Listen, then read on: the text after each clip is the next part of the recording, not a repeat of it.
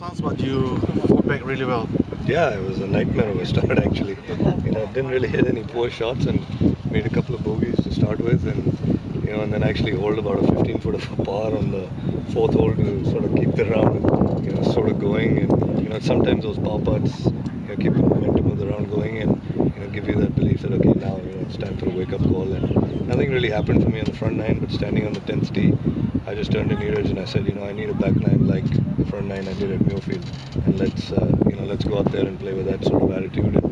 And I came up one short of doing that, and I had an eagle putt on the last, which agonizingly close. But I'm pretty happy with the way I fought back. There was a time when I could have completely thrown myself out of the tournament, and I'm still tied for the lead, so not too bad.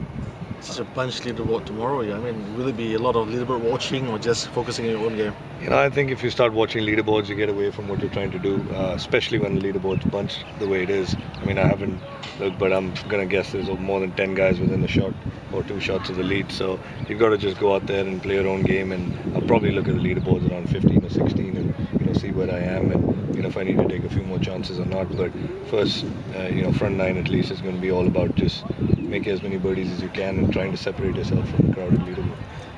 Do you take confidence having won here in the Challenge Tour? Does that affect you? Absolutely. I think anytime you won, you can draw on those experiences and you know what it takes. And I think what I've learned in the past is it's not necessarily you have to play your best golf to win. You just have to be patient sometimes. Like today was a classic example of, I was far from my best for the front nine and, I was completely out of the tournament, but never really actually out of it. So I think that's one thing I've learned, that you can have your B game and still be in contention, but you have to make the putts and the birdies when it really matters. So I think I will definitely draw on past experiences, yeah. But Dubai conditions in particular? Yeah, I think, desert golf's got its own set of challenges. I've played enough in the desert now to know what it takes. Enough desert classics in Abu Dhabi and Qatar and all of that. So I'm comfortable playing in this kind of setting, comfortable temperature. The wind's been one direction all these days, so you sort of know what clubs to hit in and how the ball is reacting on the green. So I think all those things will really help come tomorrow. Did you click on one hole or one shot on back nine that, hey, let's get the birdies in? Well, I birdied 11. That was my first birdie of the day, so it kind of gives you a little bit of a kickstart, saying, okay, here we go. And then birdied 12 right after that, and I said, okay, now I'm back to even par for the day.